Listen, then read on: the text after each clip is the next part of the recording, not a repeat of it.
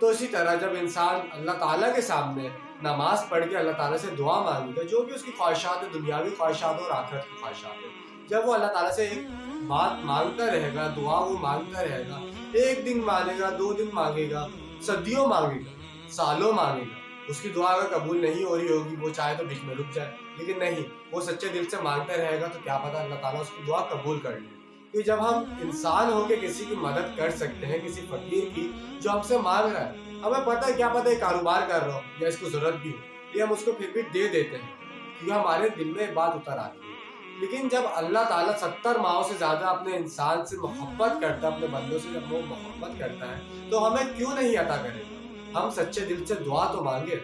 ہم بھی اس فقیر کی طرح، جو فقیر ہمارے پاس آ کے مانگ رہا ہوتا ہے واسطے دے کے، تو ہم بھی اللہ تعالیٰ کے سامنے نماز پڑھ کے دعا کیوں نہیں مانگتے؟